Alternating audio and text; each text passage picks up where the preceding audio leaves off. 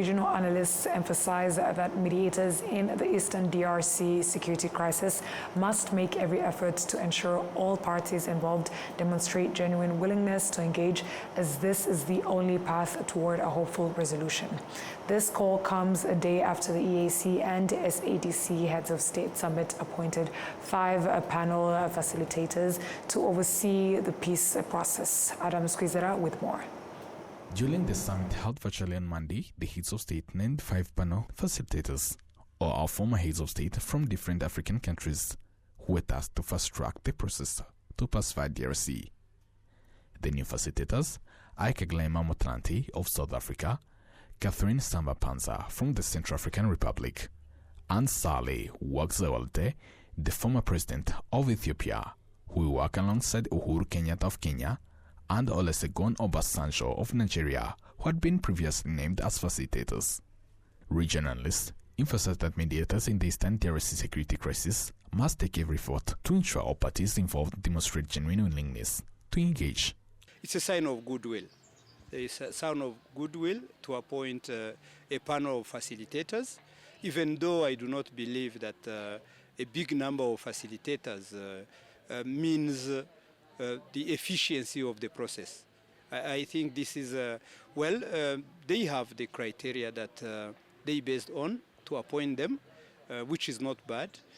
What we see is just that goodwill of appointing facilitators, and this means that negotiations will take place, because they cannot appoint facilitators if they do not have the confirmation from the parties that negotiation will take place. So what it means is, in near future, we shall witness the negotiation, direct negotiation between AFC M23 and the government of DRC, which is a step forward, because as we have been seeing and hearing, the government of DRC had been saying that it will never negotiate with AFC and M23.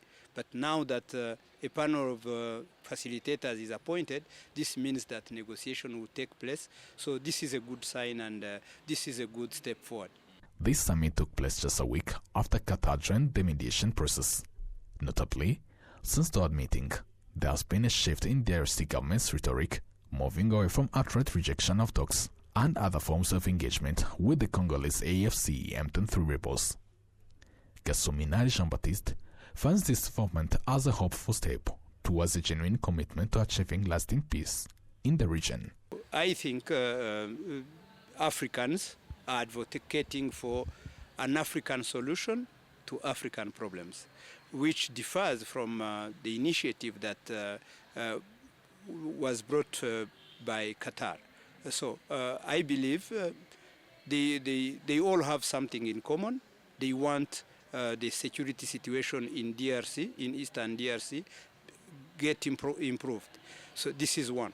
But the way they combine, or the way they work together, I think this needs to be done.